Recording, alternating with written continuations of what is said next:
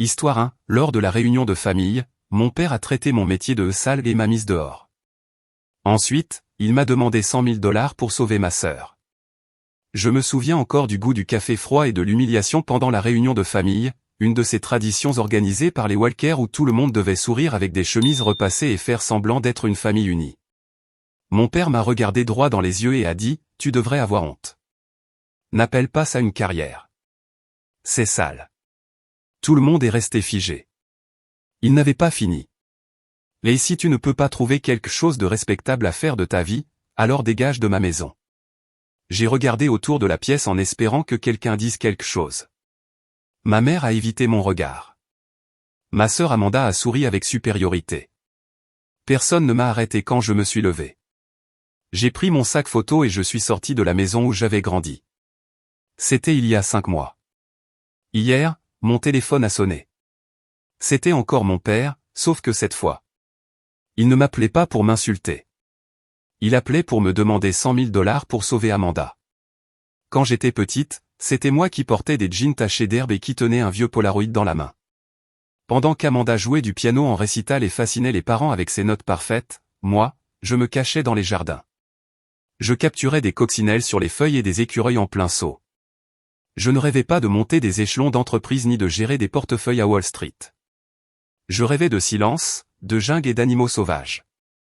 Et de raconter des histoires sans utiliser de mots. À 16 ans, j'avais déjà quelques abonnés sur Flickr et j'avais même vendu une photo à une association pour la conservation de la nature pour 200 $. J'étais sur un nuage. Mon père a juste dit, c'est de l'argent de bière. Ne te laisse pas emporter. Mais j'ai continué à travailler dur.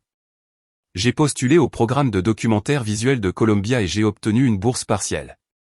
J'étais prête à me former pour de vrai, à devenir pro, pas pour la célébrité, mais pour le métier. Mais quand j'en ai parlé au dîner, je me rappelle son visage qui a changé. « Tu veux foutre ta vie en l'air pour de la boue et des puces ?» a-t-il dit. « Tu penses que ramper dans des marais avec un appareil photo, c'est un avenir ? » Absolument pas. Je lui ai demandé s'il pouvait m'aider à payer le logement, puisque la bourse ne couvrait que les frais de scolarité. Il n'a même pas cligné des yeux.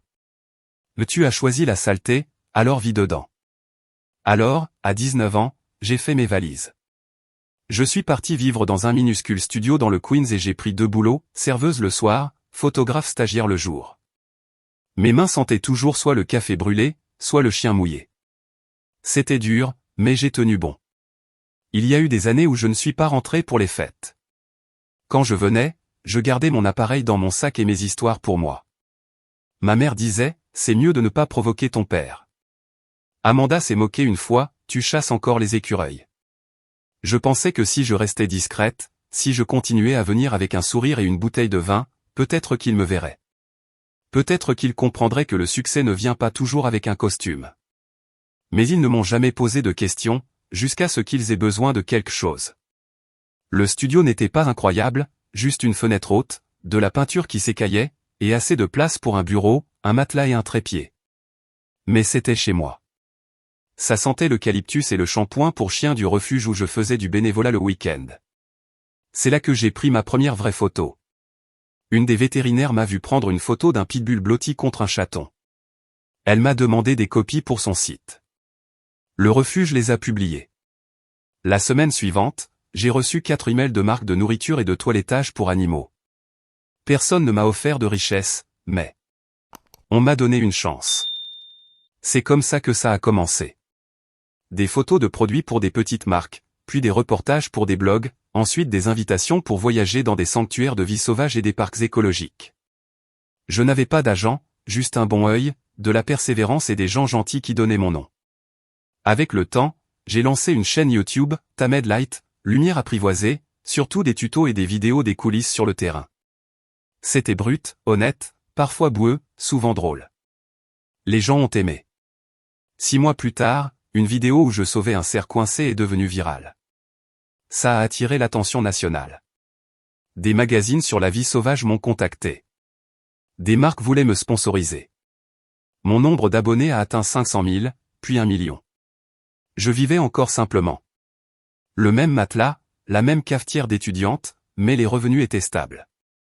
J'ai ouvert un atelier photo à Bermonton, pour enseigner la photo animalière chaque été. C'était complet en quelques jours. J'ai embauché 2 assistants et on a construit quelque chose de solide. Mais je n'ai jamais rien dit à ma famille. Quand je suis venu pour Thanksgiving cette année-là, Amanda parlait de son nouvel appart en centre-ville. Mon père l'a félicité d'avoir une vraie carrière en droit des affaires. Je n'ai pas dit que National Geographic venait de publier une de mes séries photos. Je n'ai pas dit que je venais de signer un contrat pour un livre. J'ai juste hoché la tête, souri et passé la sauce au canneberge. Ce soir-là, je me souviens d'avoir regardé le plafond de la chambre d'amis en pensant, tu pourrais gagner un prix, et il dirait encore que c'est juste un hobby. J'ai pensé à envoyer l'article à papa. Je ne l'ai pas fait.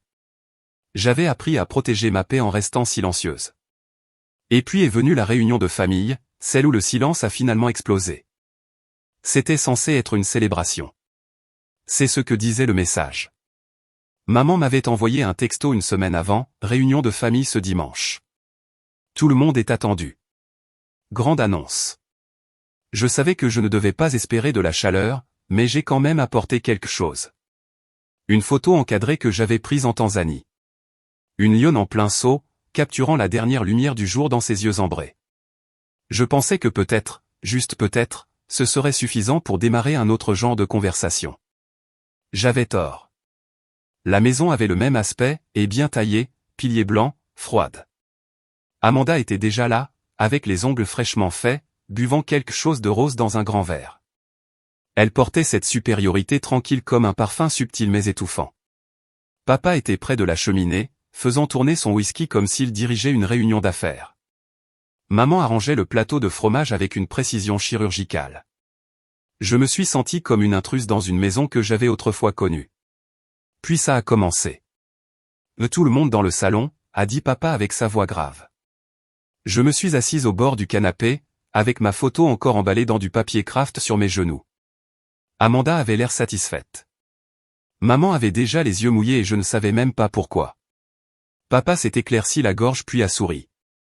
Nous sommes fiers d'annoncer qu'Amanda va lancer sa propre entreprise dans l'immobilier, a-t-il dit.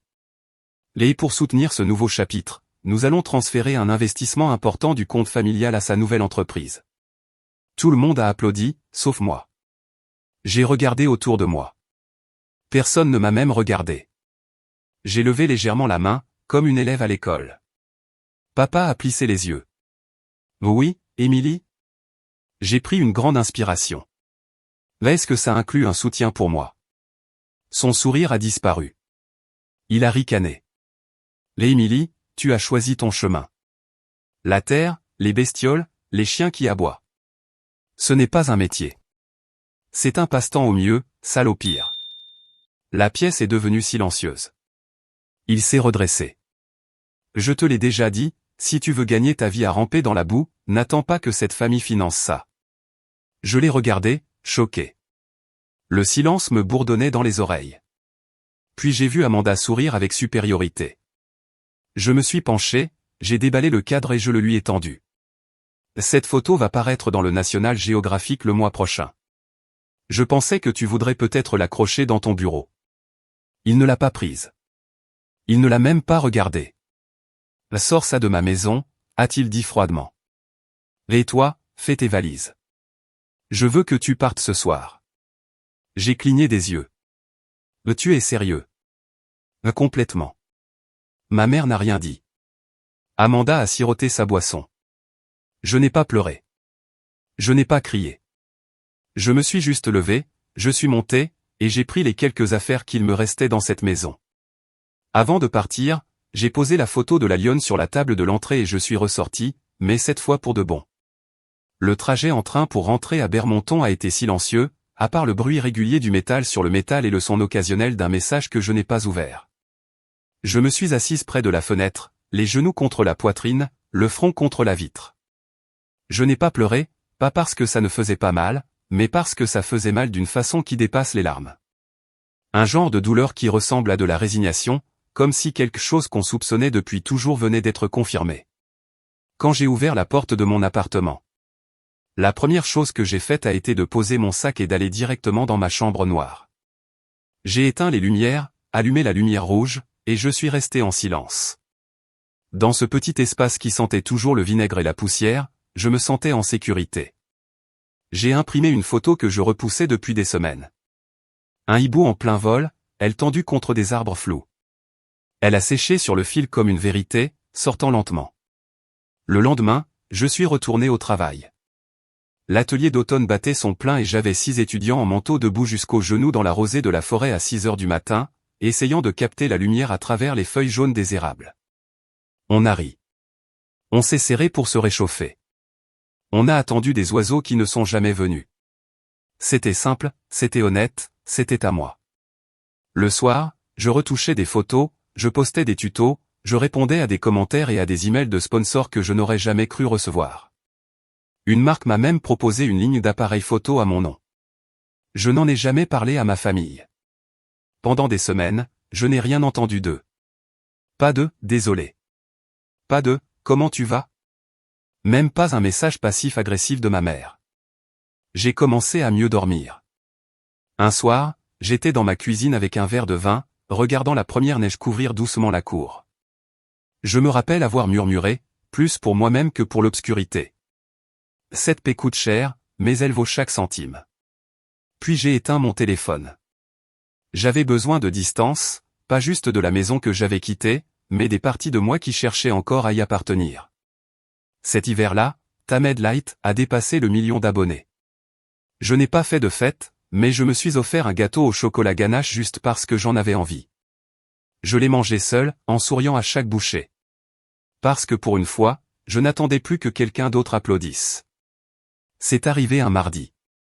Je venais de finir un tournage sur le pistage animalier en hiver et je servais du cidre chaud dans une tasse ébréchée quand mon téléphone a vibré. Papa. Son nom à l'écran m'a coupé le souffle un instant. J'ai laissé sonner presque jusqu'à la fin. Puis, contre mon bon sens, j'ai décroché. « Émilie » a-t-il dit. Ni bonjour, ni chaleur. Sa voix était plus fine que d'habitude, contrôlée mais tremblante sur les bords. Oui. Un silence, juste de la respiration. Puis, on a besoin de ton aide. Je me suis appuyé sur le comptoir. Je m'en doutais. C'est ta sœur, Amanda. Elle a des problèmes. Bien sûr. Elle a lancé une entreprise dans l'immobilier. Son associé l'a laissé tomber et maintenant elle se retrouve avec 3 propriétés, 2 procès et un prêt à rembourser avant la fin du mois. 100 000 $. Le silence entre nous s'est élargi comme un gouffre. Elle va tout perdre, a-t-il ajouté. Et le nom de la famille, notre réputation. J'ai laissé ces mots flotter. J'ai fini par demander, « Pourquoi tu me dis ça ?» Il a soufflé, comme s'il avait répété la réponse. « Parce que tu t'en sors bien. On a vu tes vidéos, ta chaîne, ton studio. Tu as construit quelque chose. On est fiers. » J'ai ri, un rire court et sec. « Tu as appelé mon travail sale et tu m'as jeté dehors. » C'était il y a 5 mois. Il s'est encore tu. Et maintenant, soudainement, je redeviens ta fille parce que tu as besoin de quelque chose. Ne sois pas comme ça, Émilie, a-t-il lâché, l'impatience habituelle perçant dans sa voix. Amanda est ta sœur. Et moi je suis ta fille, ai-je répliqué sèchement. Mais ça n'a pas compté quand tu m'as humilié devant toute la famille. Quand tu m'as dit de partir sans rien. Sa voix a baissé. Ce n'est pas le moment de ressasser le passé. Non, ai-je dit calmement. C'est le moment pour toi de vivre avec. Il a essayé encore. Elle est de ton sang. Moi aussi, ai-je répondu. Puis il a sorti la phrase qui a tout scellé. Tu vas vraiment laisser ta propre sœur couler juste parce que tes sentiments ont été blessés? J'ai presque souri. Non, j'ai dit. Je vais la laisser couler parce qu'elle est sur un bateau que tu as construit, et vous étiez tous les 2 heureux de partir sans moi. Et Émilie?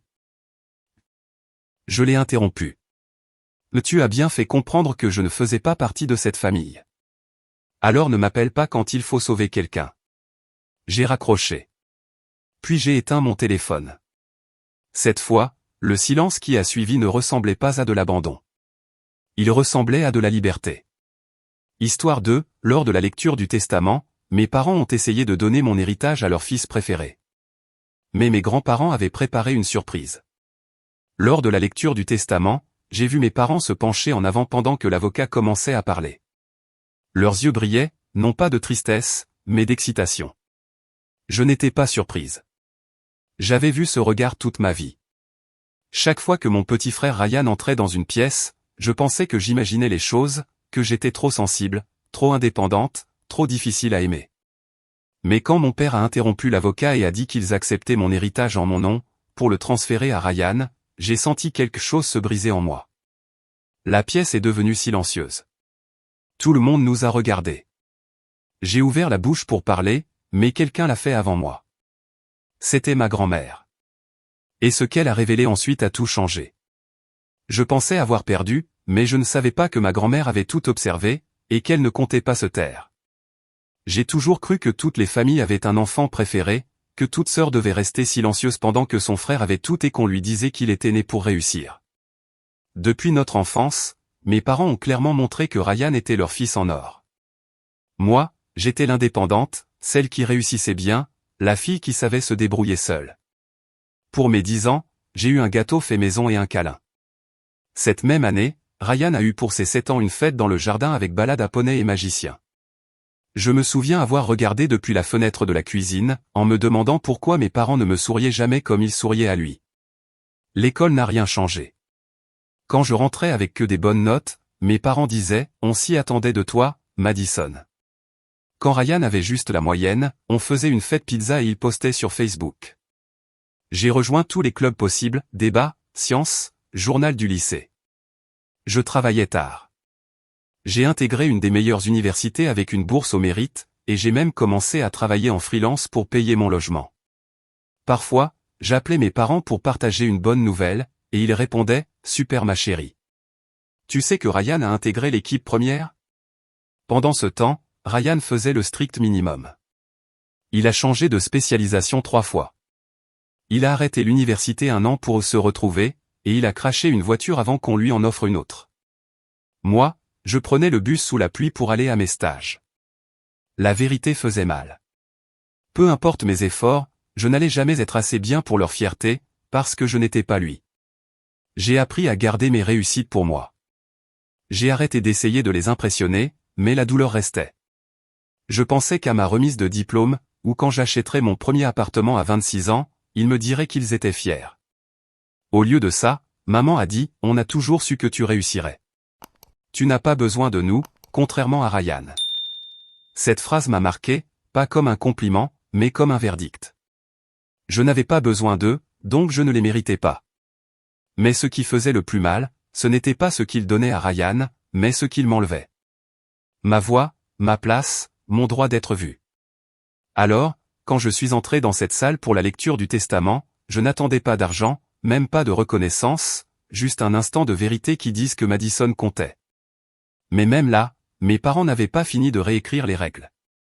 Ils étaient prêts à m'effacer une dernière fois. Et cette fois, je n'allais pas les laisser faire. Quand je suis parti à l'université à 18 ans, je n'ai pas pleuré. Pas parce que je n'avais pas peur, j'en avais, mais parce que j'avais compris depuis longtemps que montrer ses émotions ne servait à rien dans ma famille, surtout quand toute l'attention était sur Ryan. Pendant que je jonglais avec 2 diplômes, 2 petits boulots et des trajets difficiles, Ryan est resté à la maison. Il a pris une année sabbatique pour faire le point, ce qui voulait dire dormir tard, jouer aux jeux vidéo jusqu'à 2 heures du matin et parfois postuler à des stages pour lesquels papa utilisait ses contacts. Mes parents lui envoyaient de l'argent régulièrement. Il cherche encore sa voie, disait maman, comme si ça justifiait les $200 par mois. Pendant ce temps, quand j'ai demandé un coup de main pour acheter des livres scolaires, on m'a dit « Tu es responsable, tu vas te débrouiller. » Et je l'ai fait. J'ai travaillé en freelance comme graphiste. J'ai appris à gérer le moindre centime. En 3e année, j'avais assez économisé pour vivre hors campus, modestement, et obtenir mon diplôme sans dette, sans aide, rien que par moi-même. Et malgré tout ça, mes parents ne me demandaient jamais comment j'allais. Ils n'ont jamais visité mon appartement. Ils ne sont pas venus à mon expo de fin d'études, alors que j'étais une des 2 élèves choisis pour présenter à l'exposition principale. Mais ils ont conduit 6 heures ce même week-end pour assister à une compétition de drones amateurs où Ryan participait.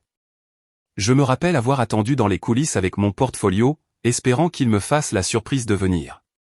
Ils ne sont pas venus. Plus tard ce soir-là, j'ai reçu un message de maman. Désolé ma chérie, on n'a pas pu venir. Le drone de Ryan a fini 3e. Incroyable, non? Je suis resté longtemps à regarder mon téléphone. C'est à ce moment-là que j'ai arrêté d'essayer d'attirer leur attention. J'ai compris que je courais après une approbation que je n'aurais jamais. Après mes études, j'ai été embauché dans une société de finance moyenne, et je suis monté jusqu'au poste de designer principal. À 26 ans, j'ai acheté un petit appartement à mon nom. Ce n'était pas un palace, mais c'était le mien. Je pensais que ça me vaudrait au moins un peu de reconnaissance. Quand j'ai invité mes parents pour la pendaison de crémaillère, ils ont à peine regardé l'appartement avant de dire « C'est joli. Tu as toujours été débrouillarde. On n'a jamais eu à s'inquiéter pour toi. » Ce n'était pas un compliment. C'était une façon déguisée de dire qu'ils ne s'intéressaient pas à moi. Ryan vivait toujours chez eux. Il avait encore une nouvelle idée de start-up, et mes parents étaient prêts à investir. Il a juste besoin d'un petit coup de pouce, disait papa. Encore une fois, on me rappelait que Ryan était un projet à soutenir. Moi, j'étais un produit fini qu'ils avaient rangé. Mais ce qu'ils ne savaient pas, c'est que toute cette indépendance, ce silence, m'avait rendu plus forte. J'avais construit quelque chose que leur approbation n'aurait jamais pu m'apporter. La détermination. Et quand le moment serait venu de me battre pour ce qui me revenait, je serais prête. Ils ne l'ont pas vu venir. Quand grand-père est mort, je n'ai pas pleuré tout de suite. Pas parce que je ne l'aimais pas, il était le seul dans la famille à m'avoir vraiment vu, mais parce que dans mon monde, le deuil était privé, il n'y avait pas de place pour ça dans la maison où j'avais grandi. Aux funérailles, mes parents étaient assis à côté de Ryan, la main sur son dos, lui murmurant du réconfort. Moi, j'étais assise une rangée derrière, seule. J'ai prononcé un hommage discret, en racontant comment mon grand-père m'envoyait chaque année une carte d'anniversaire écrite à la main, même s'il ne pouvait pas venir à la fête. Maman a cligné des yeux comme si elle ne s'en souvenait pas. Elle ne s'en souvenait probablement pas. 2 semaines plus tard, j'ai reçu une lettre officielle du cabinet d'avocats. Le testament serait lu le jeudi suivant à midi. Grand-père avait inclus tous ses enfants et petits-enfants. Ça me concernait donc aussi. Je ne savais pas à quoi m'attendre, mais j'avais un peu d'espoir. Peut-être, juste peut-être, qu'il se souvenait de moi d'une manière que mes parents n'avaient jamais eue. La veille de la lecture, j'ai reçu une autre enveloppe. Celle-là ne venait pas de l'avocat, mais de ma grand-mère, la femme de mon défunt grand-père, toujours vivante mais restée silencieuse depuis l'enterrement. Dedans, il y avait une courte note écrite à la main, avec son écriture ronde et soignée. Madison, je veux que tu viennes à la lecture. C'est important. Ton grand-père a veillé à quelque chose. S'il te plaît, ne laisse personne te dire le contraire. Avec tout mon amour, mamie. Cette note m'a surprise. Ma grand-mère et moi avions toujours eu une relation douce, discrète, mais elle ne se mêlait jamais des disputes. Mais cette note disait plus que les mots. Elle me disait qu'un tournant arrivait, et que je devais être présente. Alors j'ai pris un jour de congé, j'ai mis ma veste la plus propre, et je suis entré dans le bureau de l'avocat la tête haute, même en voyant mes parents se regarder et sourire avec suffisance dès que je suis arrivé. Ryan m'a salué poliment. J'ai hoché la tête. On ne s'était pas parlé depuis des mois. Je me suis assise. L'avocat a trié ses papiers. Tout le monde s'est tu. Puis il a commencé. La lecture a commencé calmement. Grand-père avait partagé son patrimoine de façon égale entre ses enfants. Puis est venue la partie sur les petits-enfants, Ryan et moi. Quand mon nom a été prononcé avec les mots « par égal », j'ai vu un éclair passer sur le visage de mes parents. Quelque chose en eux s'est crispé. Papa s'est raclé la gorge. En fait, a-t-il commencé, nous accepterons la part de Madison en son nom. Elle n'a jamais été très concernée par ces choses. L'avocat s'est arrêté. Moi, j'étais figé. Maman souriait comme si tout ça était normal. Ryan ne disait rien. J'ai ouvert la bouche pour protester, mais je n'ai pas eu besoin. Mamie s'est levée. Sa voix était calme, ferme.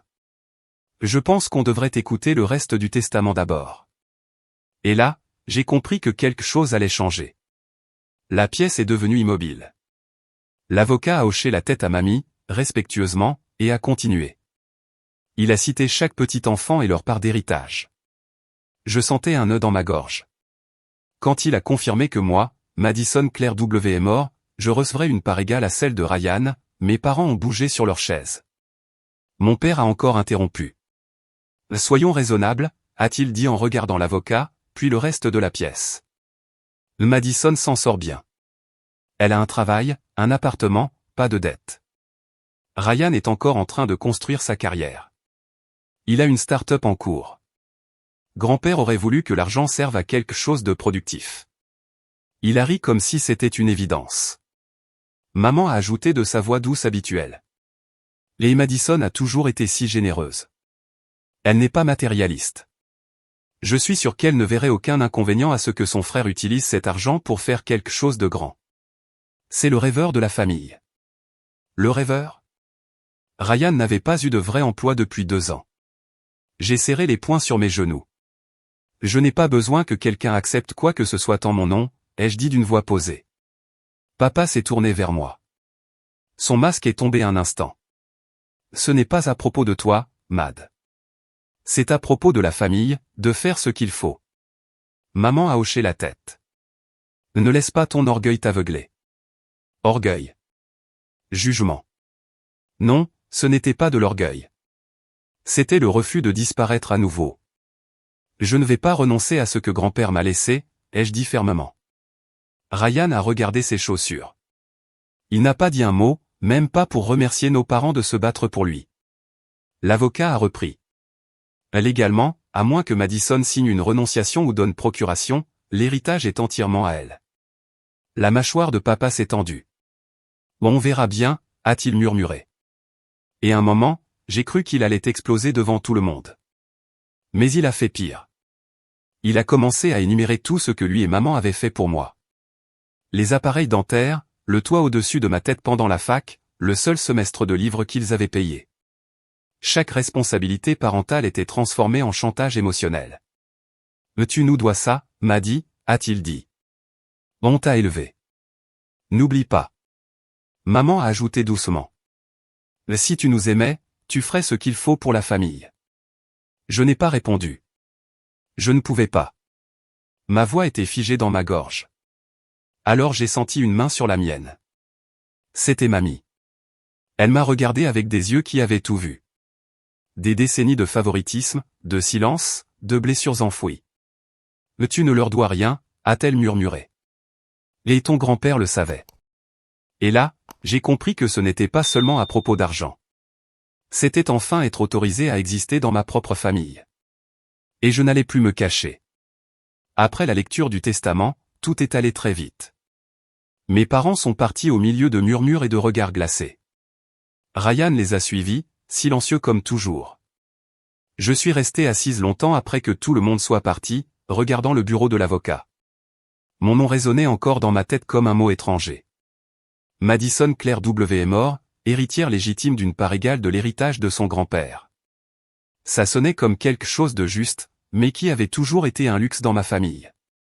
Quand je suis rentré chez moi, les messages avaient déjà commencé. D'abord de maman. « Tu nous as humiliés devant la famille. Ça valait vraiment le coup ?» Puis de papa. « Profite bien de ton argent taché de sang. » Et enfin, de Ryan. J'ai rien demandé de tout ça. C'est celui-là qui a fait le plus mal. Je n'ai pas dormi cette nuit-là. J'ai marché d'un bout à l'autre de mon appartement. Le silence faisait plus de bruit que tout. La petite fille en moi voulait encore dire. « Je suis désolé, s'il vous plaît, ne me détestez pas. » Mais la femme que je suis devenue savait qu'il ne fallait pas. Le 3e jour, j'ai su que j'avais besoin d'air. De vrai espace. J'ai demandé des jours de repos. J'ai éteint mon téléphone. Et j'ai fait quelque chose que je n'avais pas fait depuis des années. Je suis allé à la vieille cabane de mes grands-parents, au bord du lac. Là où grand-père m'avait appris à pêcher. Là où mamie me donnait des biscuits en cachette. Quand je suis arrivé, la porte a grincé comme si elle m'attendait. Il y avait de la poussière partout, mais le silence était apaisant. J'ai allumé un feu, je me suis enroulé dans une couverture et j'ai laissé les larmes venir. Un deuil silencieux, longtemps repoussé. Pas juste pour grand-père, mais pour toutes les années où j'ai mendié des miettes d'amour. Le lendemain matin, j'ai trouvé quelque chose dans le tiroir de la chambre d'amis. Une enveloppe avec mon nom écrit dessus, avec l'écriture soignée de grand-père. Je l'ai ouverte avec les mains tremblantes. Mad, si tu lis ceci, alors le testament a été lu. J'imagine que tes parents essaient déjà de tout compliquer. Je veux que tu saches que j'ai tout vu. Comment ils t'ignoraient? Comment ils donnaient tout à Ryan et te disaient d'être forte? Tu n'as jamais été invisible pour moi. Cet héritage n'est pas une récompense, c'est une reconnaissance. Je ne te l'ai pas donné parce que tu en avais besoin. Je te l'ai donné parce que tu le méritais, chaque jour où tu as continué d'avancer, même sans applaudissements. Ta voix compte, Mad. Ne laisse plus jamais personne te la prendre. Avec tout mon amour. Grand-père. Je suis resté assise au sol pendant ce qui m'a semblé des heures. Accroché à cette lettre comme à ma propre vie. Ce n'était pas une question d'argent. C'était le fait d'être enfin vu. Et maintenant, il fallait que je décide, me taire à nouveau, ou me battre pour ce qui m'avait toujours appartenu. Je suis rentré de la cabane avec une chose que je n'avais pas ressentie depuis longtemps. De la clarté. La lettre de grand-père brûlait dans ma poche comme une arme secrète, pas de vengeance, mais de vérité. Et je n'allais plus la cacher. Quand je suis revenu en ville, j'ai appelé mamie. Elle a décroché dès la première sonnerie. « Mais tu as trouvé la lettre ?» a-t-elle demandé, comme si elle le savait déjà. « Oui » ai-je dit, la voix tremblante. « Merci. » Elle est restée silencieuse un moment avant de répondre. « Ton grand-père voulait que tu saches que l'amour peut être silencieux, mais ne doit jamais être invisible. Il t'a toujours vu, m'a dit. C'est là qu'elle m'a tout expliqué. Quelques mois avant sa mort, mes parents ont tenté de faire pression sur grand-père pour qu'il change le testament. Ils ont dit que Ryan en avait plus besoin que moi, que j'étais déjà bien installé. Ils ont même suggéré que Ryan soit le seul bénéficiaire de la part destinée aux petits-enfants, m'excluant totalement. Mais grand-père a refusé. Et pas seulement ça. Avec mamie, ils ont pris des mesures juridiques pour me protéger. Ils ont inséré une clause secrète dans le testament, rédigée avec l'aide de leur avocat. Elle disait que toute personne qui tenterait de modifier ou détourner les volontés du testament perdrait automatiquement ses droits. C'était légal, clair et imparable. Et maintenant, m'a dit mamie, mes parents avaient activé cette clause. Ils étaient allés trop loin. Non seulement je recevrais ma part entière, mais leur tentative de donner ma part à Ryan mettait en danger leur propre héritage. L'avocat les avait informés. Leur réponse? La rage. Ils sont furieux, a dit mamie. Mais ils ne peuvent rien faire. Les papiers sont clairs. Et ton père dit que tu as monté tout le monde contre lui. J'ai ri, amèrement. Bien sûr. Mais alors mamie a ajouté quelque chose qui m'a glacé. On va retirer ton père comme exécuteur testamentaire. Le reste de l'héritage sera géré par moi et le cabinet d'avocats. C'est ce que ton grand-père voulait si les choses tournaient mal. Je me suis redressé d'un coup. Je n'avais même pas réalisé que j'étais debout. Pour la première fois, quelqu'un dans la famille avait fait plus que dire qu'il me soutenait. Il avait tout prévu, légalement, calmement. Et cette préparation me protégeait maintenant de l'effacement. Les conséquences n'ont pas tardé. Ce soir-là, mes parents sont arrivés chez moi sans prévenir. Maman avait les joues mouillées de larmes, le mascara coulant. Papa était rigide, rouge de colère.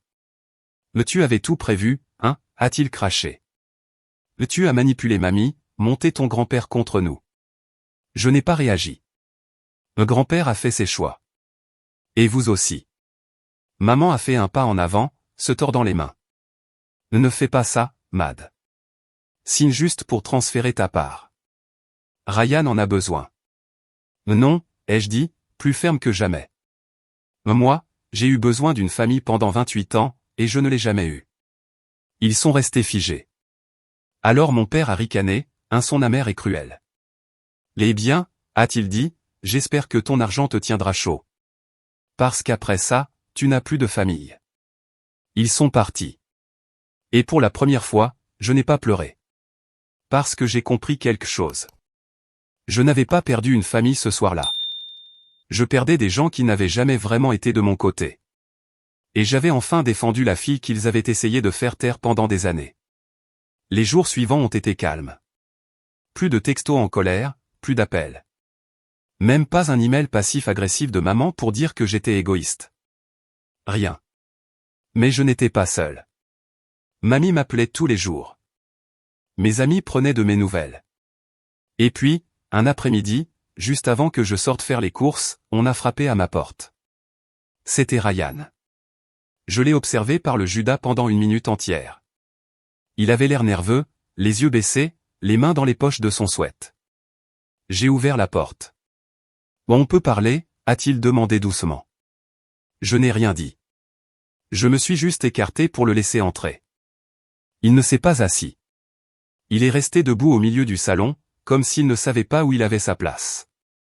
Je ne savais pas qu'ils allaient faire ça, a-t-il fini par dire, en parlant de la lecture du testament. Je n'ai rien demandé. Mais tu ne les as pas arrêtés non plus, ai-je répondu. Calme, objective. Il a baissé la tête. Je sais, a-t-il dit. Et j'aurais dû. On est resté silencieux. Puis, lentement, il a sorti quelque chose de sa veste, une copie de la lettre de grand-père. La même que mamie lui avait donnée plus tard, en apprenant qu'il allait mal. Il m'en a écrit une à moi aussi, a dit Ryan, la voix lourde. Elle n'était pas aussi chaleureuse que la tienne, mais elle était honnête. Il m'a regardé. Et il disait qu'il voyait ce que nos parents avaient fait. Et que me laisser être modelé selon leurs attentes m'avait empêché de devenir quelqu'un par moi-même. Je ne disais toujours rien. Et il m'a dit d'arrêter de laisser les autres mener mes batailles. De grandir, de m'excuser, et de réparer ce que je pouvais. Un nœud s'est formé dans ma gorge. Je suis désolé, Mad, a dit Ryan enfin, en me regardant droit dans les yeux. Pas seulement pour l'héritage. Pour tout. Pour ne pas avoir parlé, pour t'avoir laissé être mise de côté pendant que je me laissais porter. J'ai toujours su au fond de moi que ce n'était pas juste. Mais c'était plus facile de l'ignorer que de l'affronter.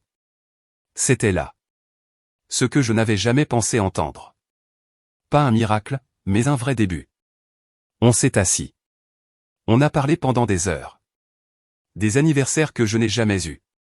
De la foire scientifique à laquelle ils n'étaient pas venus. De l'exposition qu'ils avaient ratée. On a parlé du fait qu'on disait toujours à Ryan qu'il était spécial. Alors qu'à moi, on disait que j'étais assez forte pour me débrouiller seule. Il a avoué quelque chose que je n'attendais pas. L'être le préféré, c'est aussi une prison. J'ai toujours eu peur d'échouer, a-t-il avoué. À chaque fois que je ratais quelque chose, ils arrangeaient tout. Mais je n'ai jamais appris à faire les choses seul. J'ai 25 ans, et je n'ai jamais rien gagné par moi-même. Toi, tu as construit ta vie brique par brique. Je t'envie. On est resté silencieux encore un moment. Puis Ryan a dit quelque chose qui a tout changé. Je vais retourner à l'école. J'ai cligné des yeux. Quoi? Avec ma part d'héritage. Je vais m'inscrire à l'Institut du coin. Je veux étudier le développement logiciel, peut-être la finance après. Je veux construire quelque chose à moi, pour une fois. Je n'ai pas pleuré. Mais j'ai souri. Parce que ce n'était pas juste un projet. C'était une rupture du schéma. Je crois que papy serait fier, ai-je dit. Ryan a hoché la tête. Je sais qu'il le serait. Et pour la première fois depuis notre enfance, on s'est pris dans les bras. Pas par obligation, mais pour de vrai. Quelque chose de mérité. 6 mois ont passé depuis la lecture du testament. Mes parents ne me parlent toujours pas. Ils ont aussi coupé les ponts avec Ryan. En m'accusant de l'avoir retourné contre eux. Il dit que ça fait mal, mais qu'il se sent plus libre. Comme s'il respirait enfin. Moi, j'ai arrêté de chercher leur approbation. À la place, j'ai construit quelque chose de nouveau. J'ai utilisé une partie de mon héritage pour lancer un petit fonds de mentorat. Pour les jeunes femmes dans des domaines sous-représentés. Des filles comme moi, à qui on a dit de se taire. Pendant qu'on encensait leurs frères. J'ai donné au fond le nom de mon grand-père. Je suis aussi retourné en thérapie. La guérison est désordonnée, pas linéaire. Mais j'apprends à me libérer de la honte que j'ai portée pendant des années. À séparer qui je suis de ce qu'on m'a dit que je devais être. Ryan s'épanouit dans ses études. Il m'envoie des captures d'écran de ses notes, des brouillons de ses projets. Parfois je lui lance, alors maintenant, c'est toi le nerf de la famille. Il rigole à chaque fois. On a commencé une nouvelle tradition. Les dimanches entre frères et sœurs, une fois par mois. Pas de téléphone, pas de parents. Juste nous, faisant des pancakes, marchant dehors. Construisant un lien qui n'a jamais eu la chance de naître avant. Mamie est notre encre. Elle nous dit souvent. Vous êtes en train de réécrire l'histoire. N'arrêtez pas maintenant. Et elle a raison. Parce que la famille, ce n'est pas que le sang. C'est le choix. Ce sont les limites. C'est vrai. Pendant des années, j'ai cru que l'amour voulait dire me taire. Me faire toute petite pour garder la paix. Sacrifier ma place pour que quelqu'un d'autre brille. Plus maintenant. Je n'ai pas seulement hérité d'argent. J'ai hérité de ma voix. Et j'ai bien l'intention de l'utiliser. Qu'avez-vous pensé de ces deux histoires? Laissez vos avis en commentaire. Et si des erreurs se sont glissées dans le montage ou l'édition, pardonnez-nous. On fera de notre mieux pour s'améliorer chaque jour. N'oubliez pas de vous abonner et d'activer les notifications pour ne pas rater les prochaines histoires.